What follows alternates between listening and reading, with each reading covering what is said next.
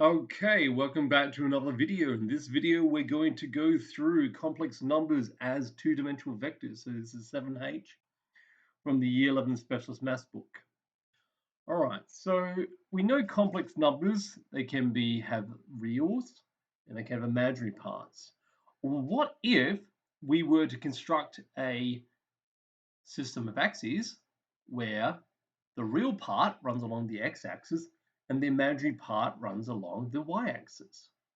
This is what we call an Argand diagram or the Argand plane.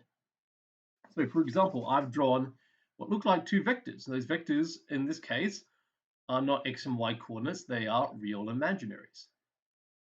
So Z here, you count across how many squares? 1, 2, 3, 4, 5, and then 1, 2 up. That is the complex number 5 plus 2i. Get a little bit of focus on here. That's a bit better, it's a bit sharper. Okay, and W, you go to the left, which is the negative row axis, and 2 down. Well, actually, sorry, 1, 2, 3, 4, 5 down. That's 2. I could say don't need the comma because we're not dealing with vectors. We're dealing with complex numbers, which have two parts, reals and imaginary. All right. Any number you draw that was strictly across the real axis, backwards or forwards. So if you draw something from the origin out that way, that is positive real. Anything on this axis across here is negative real. Anything directly up is positive imaginary. And guess what? Down is negative imaginary. All right. So there is analogous to this with 2D vectors, hence the title. And what we'll see, I think we've covered all that part. You can graph all complex numbers by drawing them out as vectors coming out of the origin. Well, what we're going to be doing as well is we're going to do operations. So if we do operations, particularly addition and subtraction, we can graph what these operations will look like. And from that, we can determine what the complex numbers are. Although in many cases, you already know the operations, how to do this. But we'll use that to check.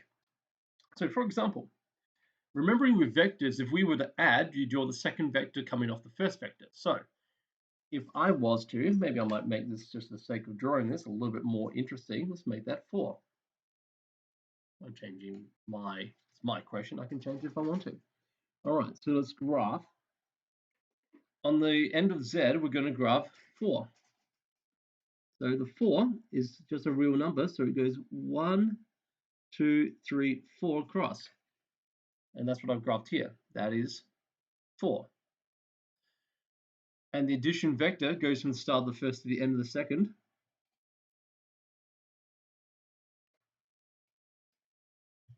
So that vector there is Z plus 4. Okay, that one I just drew.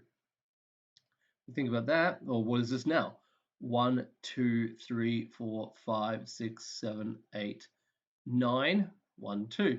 So that is indeed 9 plus 2i, which is what you expect. If you add 5 and 4, make 9, and 2i, well, we changed nothing in the imaginary part. Okay, how about W? W plus 3i. 3i would take you positively up. So up there. So we got that was, I should probably put W there. And this is 3i. So the resulting vector will go from the origin to that point there that I just drew.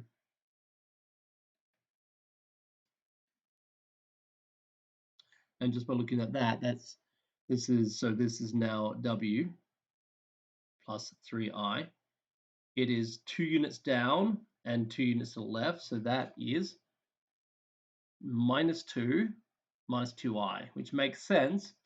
Minus 2 minus 5i plus 3i minus 2i. So minus 2 minus 2i. Okay.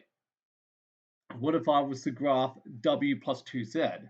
Well, W, and then I'm going to add 2 lots of z. Now, z is 5 across and 2 up. So this would be 10 across and 4 up. So 1, 2, 3, 4, 5, 6, 7, 8, 9, 10. So here, and then 1, 2, 3, 4.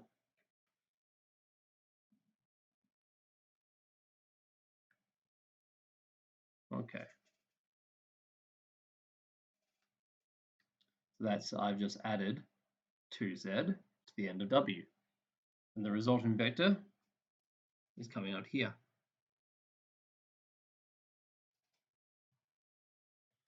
All right. So on z, it looks like it is 1, 2, 3, 4, 5, 6, 7, 8. 8 minus I. We can check that by adding these two. Well, in that case, actually adding 2z. So we have w minus 2 plus 5i plus bracket, well, 2 lots of, I should say, 5 plus 2i. Well, that would be minus 2 plus 10 is 8. And minus 5i plus 2 times 2 is 4i, which is minus 1i. Yes, that's correct. Okay. Now, my diagram here is getting a bit messy, so let's just draw this again quickly. Quick little argon diagram. Oops. Try to get the line straight at least.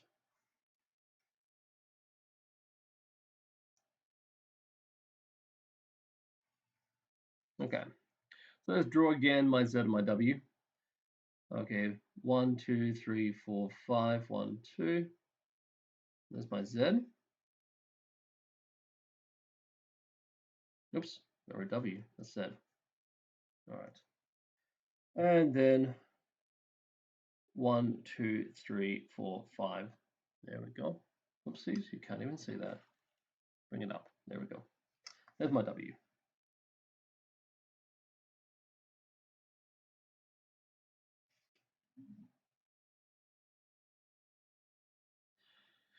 All right. Now, conjugates, how do you draw them? Well, as is mentioned in here, well, what we know about conjugates already, maybe we just have a remind ourselves. If you take the conjugate, you are going to change the sign of the imaginary part. So when you graph your imaginary on the y-axis, it's basically you keep the real part the same. You're going to change the imaginary part from positive to negative or negative to positive. Either way, you're going to get a reflection on the real axis. So if I drew this here,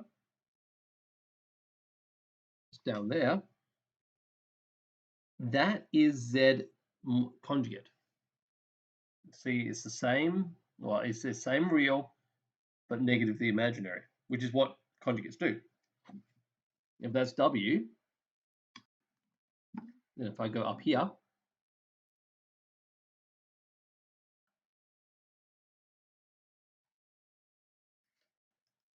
okay, that is W conjugate. All right. So those are the basic operations. You're expected to be able to do multiples of complex numbers, draw them out, add and subtract complex numbers. We haven't actually done subtraction yet, but I will in one of my next examples. I'm actually going to go through on the problem solving proof ones. But the basic operations, if you remember how to do your vectors, you will not have too much trouble with this. All right, but give them a try. All right, so I'm actually going to go and move on and do one of these ones. I'm actually going to pick question 7. All right, so a little bit of thinking caps on with this. To explain with an illustration why z minus z conjugate is always imaginary. Well, so remember, now I'm going to graph it in the most kind of general way. I'm just going to put a z out there. It could be positioned anywhere, and that's actually where the issue may come from. But in this case, I'm just going to draw it in the real quadrant. So we're not going to give it any particular values, but we're just going to draw something out. Okay. All right. There is Z. Okay. There's your imaginary axis. as your real axis. Okay, so there's our Z. All right, now graphing Z conjugate. So just copy out the imaginary part over here. And this is giving you Z conjugate. So this is question 7, page 231. All right. So that's Z conjugate. Now, you want to subtract this.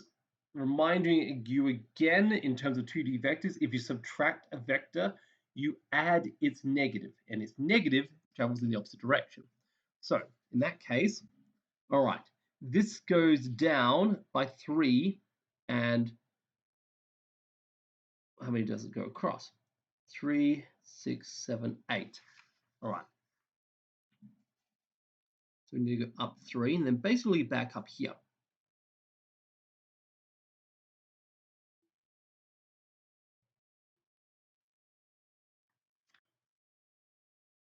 So what I've done is that is minus Z conjugate. See, it's the same vector, but now traveling the opposite direction. And guess what it's done? It's brought us back to the imaginary axis. So then the resulting vector, I'm going to do that in pen, just for the sake of distinguishing it from the axis. Okay. All right. This is Z minus Z conjugate. Okay. Now, if I drew that a different way, I could have made it such that the Z went down and it could actually be negative imaginary. Now, there's 2 cases of this solution. Well, all right. So Z minus Z star is purely imaginary.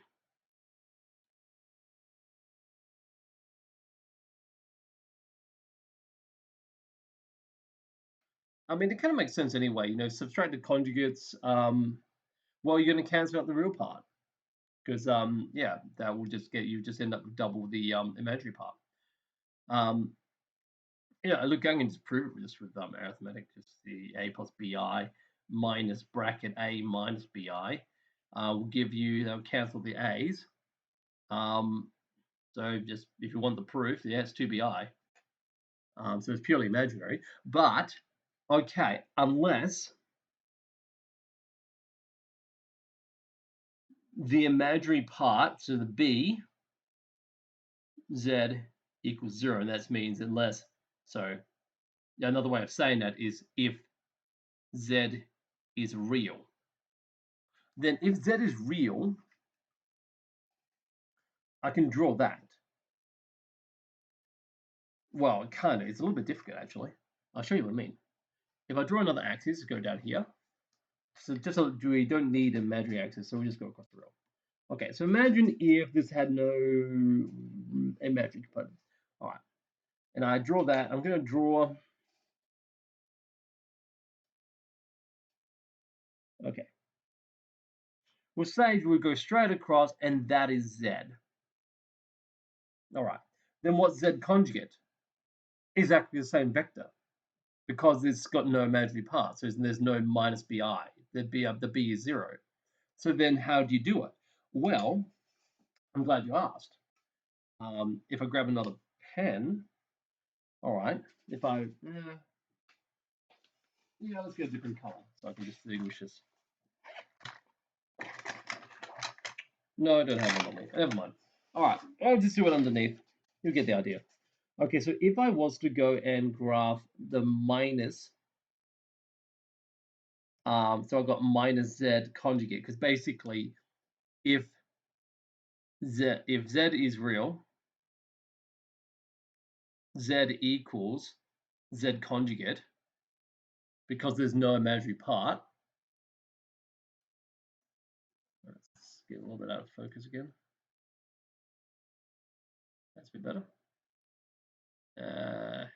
Something like that. All right, and basically then Z minus Z conjugate equals 0. So that's the other. So the other one is Z minus Z conjugate is 0 if Z is real. Okay, so that's the other solution. And yeah, we've explained what distinguishes the two cases. Yeah, if Z is a real number, then you're not going to have that.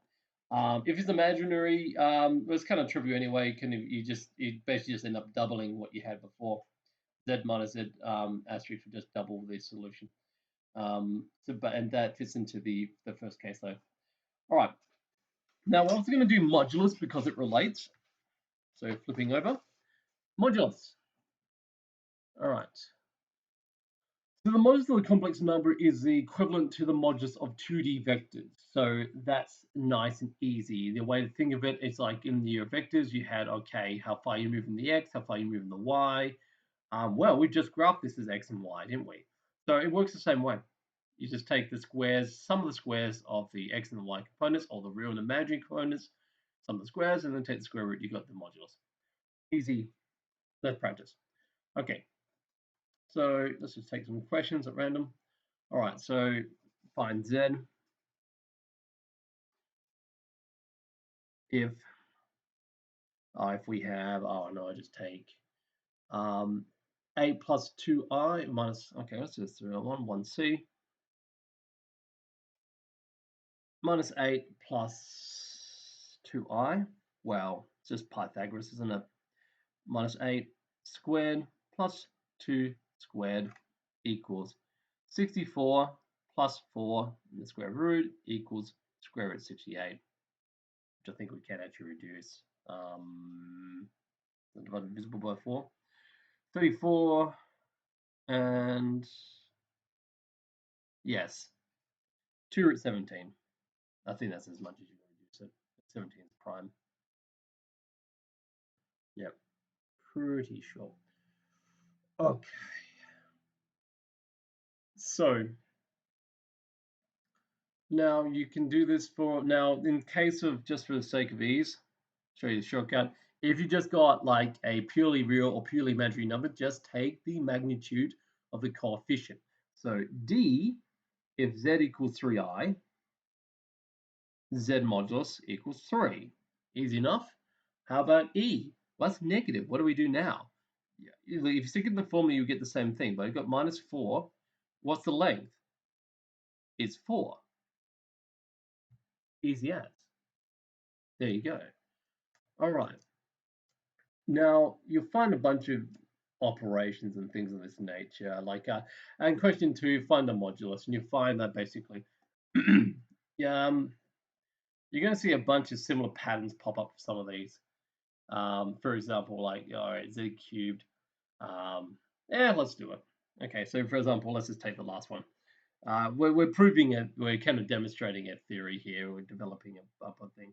But in this case, we actually have to find the cube of Z and then take the modulus. All right, well, then what's that? Okay, well, cube that first.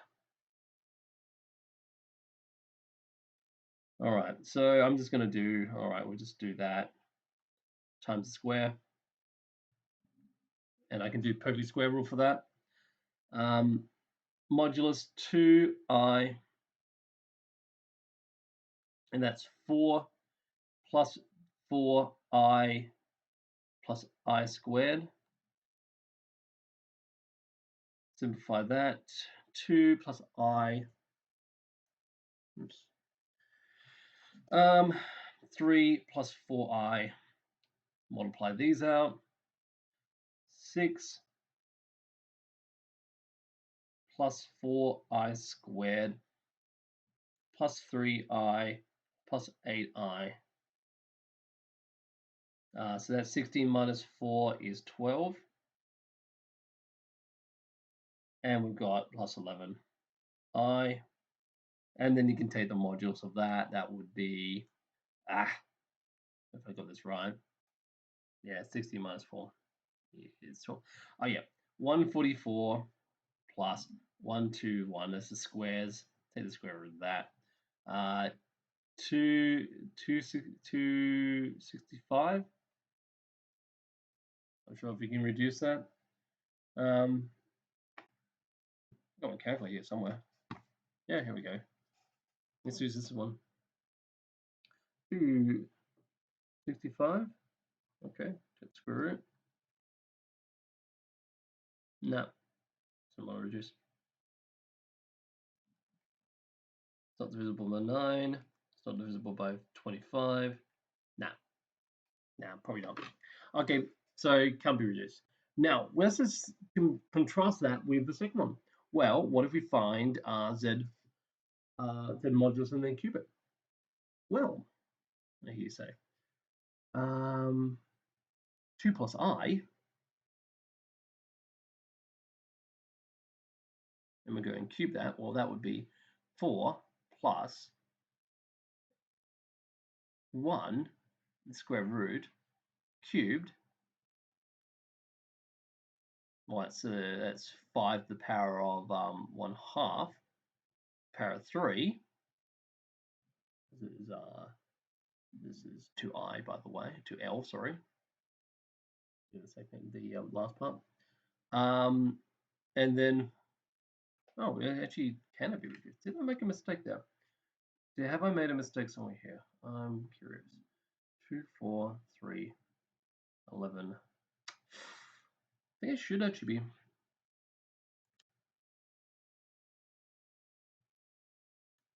12 squared plus 11 squared. 265. Just wonder if I made a mistake somewhere. Funnily enough, and this is why you won't be allowed your calculator, we can actually go and solve these. I'll show you a little trick. Well, you can do this, I'm pretty sure you can do this with TI as well. 2 plus, and there's actually an I function here. Okay, let's just go and find what that is cubed. See if I made a mistake. 2 plus 11I. Made a big boo-boo somewhere. Interesting. Oh, yeah, that's actually 8. Hang on. 2 times 4. I didn't reduce that. That's 3. That's 6. Not 16. I just wrote a double modulus and I thought it was mistaken for 1. That's my problem. Big mistake. All right, fix it up. That's actually 2. And the 2 plus 11i, well, that's 4. And then that's not that. That's 125. Okay, my bad. And then that makes more sense. Yeah. So, and you can actually demonstrate that here. Okay, well, if I take the modulus, there is actually absolute value function on your calculator as well. You can do this. You can do complex. That's probably the easiest way to get it. You can find this in your calculator as well. Okay, last answer. Yeah, 5 √5. So it could actually be reduced. Yeah, that's divisible by 25, and it's so root 25 times root 5 is 5 √5. And then so it's this. This is 5 to the power of 3 on 2. There we go. So we have demonstrated the other side, and that was what I wanted. All right. So, so these are some proofs that you see in the properties of modulus. You can use these, but if you need to prove them, I won't get you to do. No, I think that's actually acceptable. I'll show you how that works. We're not actually going to be studying polar form in this unit, but that's something you'll get to do. You get to see. So that's actually question 4 is analogous to your unit circle. Let me just demonstrate that. All right, find Z. Okay, so Z equals cosine theta plus I sine theta. Okay, well, think of it this way. Just do what you did before. Conjugate, sorry, not conjugate, modulus, square the real part, cosine squared, plus the square of the imaginary part, sine, and take the square root. Well, what's cosine squared plus sine squared? It is 1, I hear you say. Correct. And what you find for part B, very similar. What you got r cosine. What we're actually introducing here is what we're going to refer to next year as polar form. Cosine plus I sine.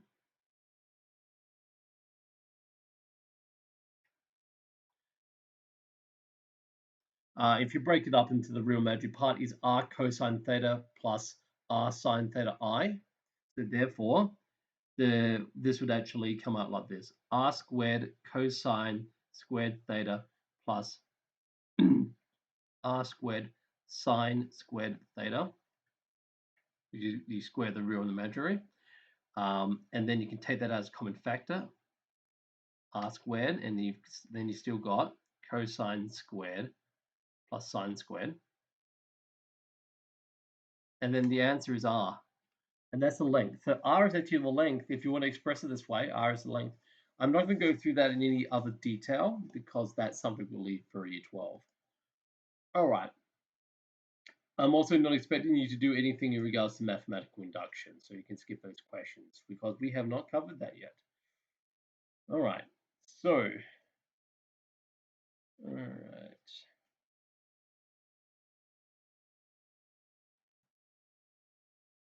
Now, I might just do one of these ones. Let's do question 9A.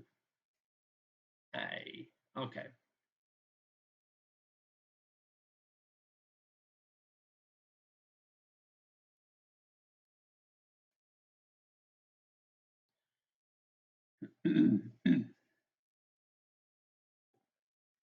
So if we're doing this sort of expansion, you can see example given here. They're actually using one of the properties.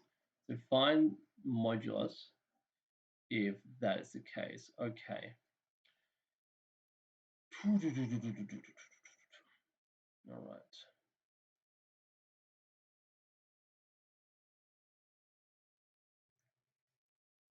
So we can actually use a property of the modulus.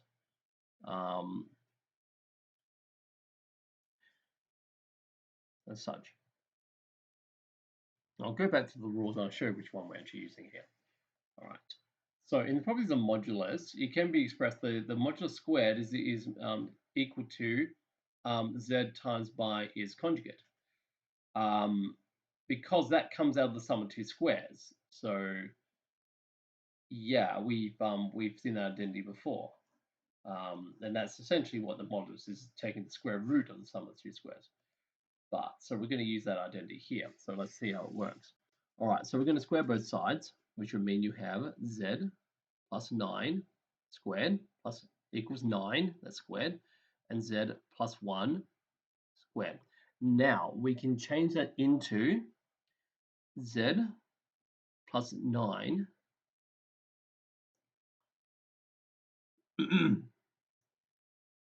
times the conjugate z, well, that, put the conjugate over the whole thing, will simplify it a bit.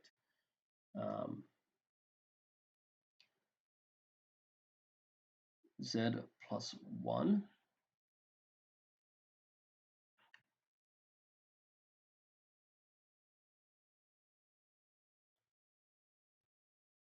all right. So we're going to do some expansion and some simplification. All right. All right, now that conjugate can come inside the bracket because we're able to do that. That was one of the rules of conjugates. So I'm just going to do that first before I do an expansion. Now, the conjugate of 9 is 9 because it's a real number.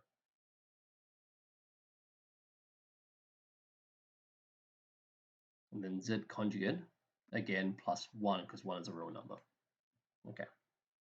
All right, so expand this out. Z conjugate plus 9z plus 9 conjugate z equals 9 bracket z conjugate z, oh, z conjugate, same thing, plus z conjugate plus z plus 1. Okay. All right, now just to expand that. Now, z conjugate is the modulus squared of z. That's kind of what we wanted. We need to get to that. Everything else is going to, or a lot of other parts are going to cancel. We'll see that in a minute. Z, 9z plus 9z conjugate equals 9 modulus squared plus 9z conjugate plus 9z plus 9. Now, we can subtract these off from both sides. Boom, boom, boom, boom. All right. I wonder if I've done something wrong with signs.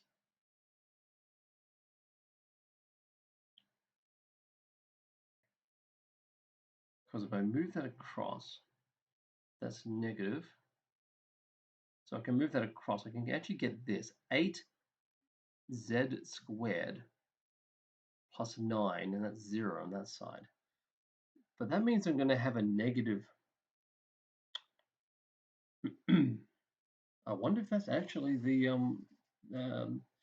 I can see a problem when I move that 9 across, and I made a few mistakes. I wonder if I didn't do so here. Oh boy. Yeah, if I move the 9 across, that's negative. Divide by 8, still negative.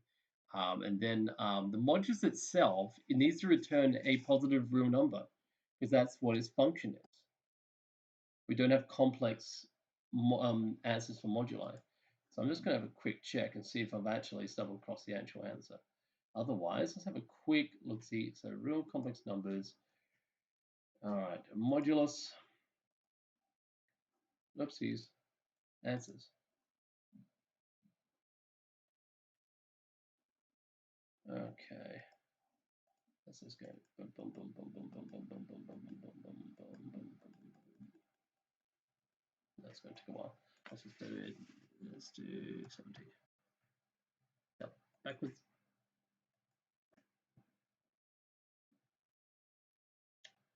Okay. Oh, we are. We are on H, aren't we? No, I part 1. Okay, so this is question 9A. We've got 3.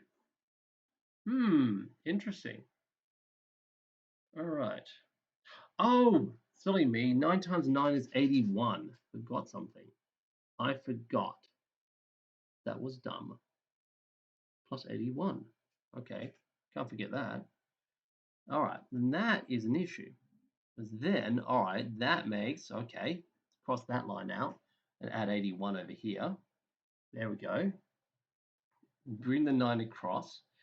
Bring that across, we get 8 squared. 81 minus 9 is 72.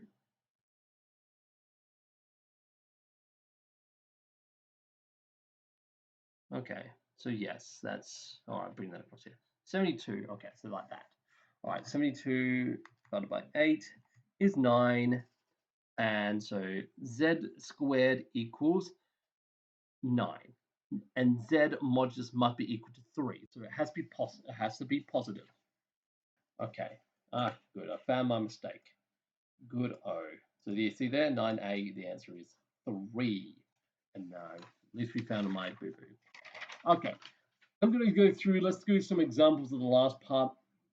Very last part of this chapter. So well done all. Okay, move on. Distance in the number plane. This is again just connected to coordinate geometry and all that good jazz. So remind yourself about vectors and about things of that nature. You can use complex numbers when setting up vectors and whatnot. All right.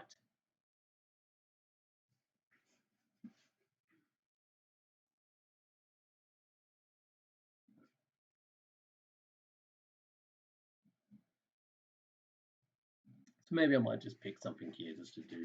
Let's just do one part of this and we'll move on. And that will be it. So if we have a look at something like, okay, question 2. We've got a nice diagram there. So let's draw it out. All right. OPQR is a parallelogram. OP represents Z, so OP represents Z, and OR represents W.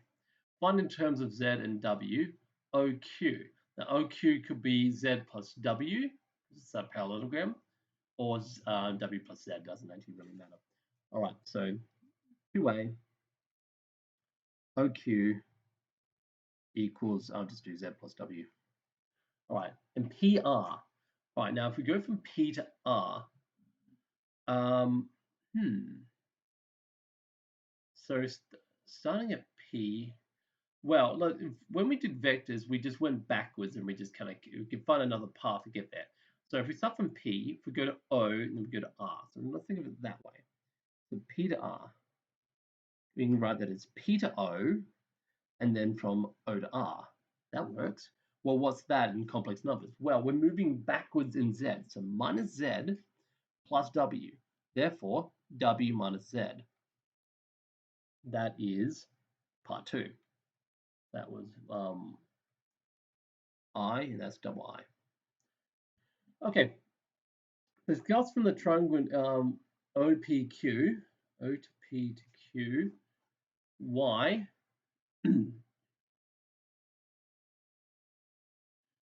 Z plus W must be greater than Z. Okay, well, Z plus W, what does Z plus W represent?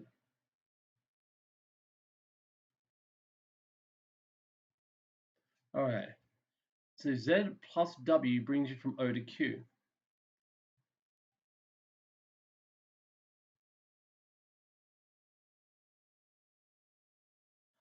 And so in that case, oh, actually, if I put a line over the top, it's the length, not the vector. So if you think of it this way, that triangle there, O to Q to P, the longest length is still less than the sum of the other two lengths. That's the triangle inequality. Okay, so Z plus W. So I'll write in terms of the triangle equality. Length OQ, which is the largest one, is less than or equals to the sum of the other two lengths, which are OP plus PQ. And that's the triangle inequality.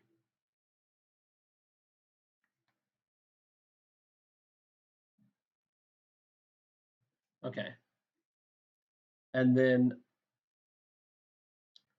I can just replace that with what we know they are in complex numbers, and then I've demonstrated. So we know that OQ is Z plus W, and OP has a length of Z, and PQ is parallel to OR, and the same length as a parallelogram. So therefore, it is W, the length of W. So we demonstrated it. Discuss the case equality. Well, is equality if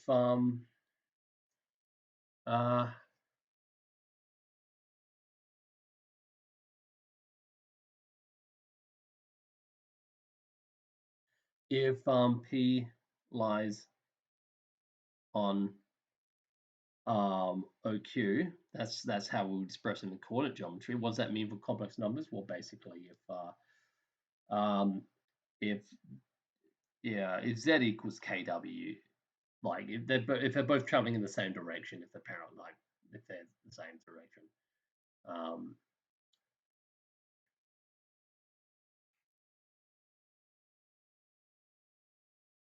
Of their parallel, and you draw them across that, you add them up in the same line, and they point in the same direction. So therefore, it's not a triangle; it's a line.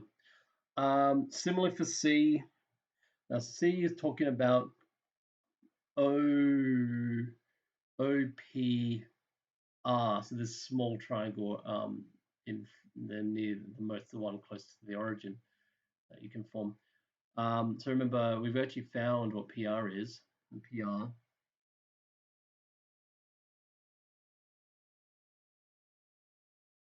well, actually, we found it. It's actually W minus Z, but it actually doesn't matter. You can actually go backwards. It's the same length. So PR. So W minus Z is equivalent to Z minus W. It's the same length. It's just you start from one point or the other, but in terms of where if you start from R and go to P and go from P to go to R, it's the same thing, which is all less than the other two vectors. Well, actually, no, sorry, to the point, not quite. Well, this has actually been rearranged. So, but that's fine, because then I could say the sum of that plus Z, which is another part of this triangle, that would be less than, or sorry, greater than or equal to the remaining length of W. Okay, then all we have to do is just rearrange that. If I move that across that side, so that's a triangle inequality in itself. If I move that across, W, length of W minus length of Z. So there we go, we've demonstrated as well. Write it out again. Okay, Z minus W is greater than W length minus Z length. Yep. This is a rearrangement of the triangle inequality. Discuss the case inequality again if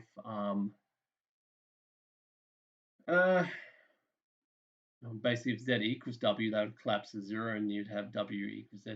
But more the point, that's one case. If R and P lay on this, that would actually mean W equals Z. But I think that's the point. It's actually, you could actually have 0 and 0. That's the equality.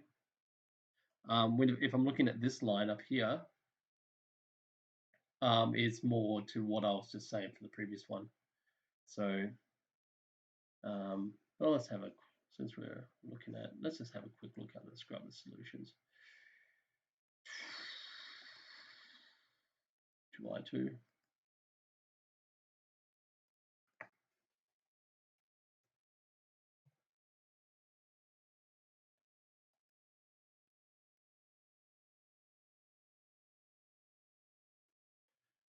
All right. Yeah, equality occurs when W and Z are parallel and facing the same direction. Let's go around. Equality occurs when parallel and facing, yeah, it's basically the same thing. That's what I said for part B as well. All right, so that's all I'm going to do on these ones. Have a try for yourself, and then get ready for your SAT. Okay, thank you kindly.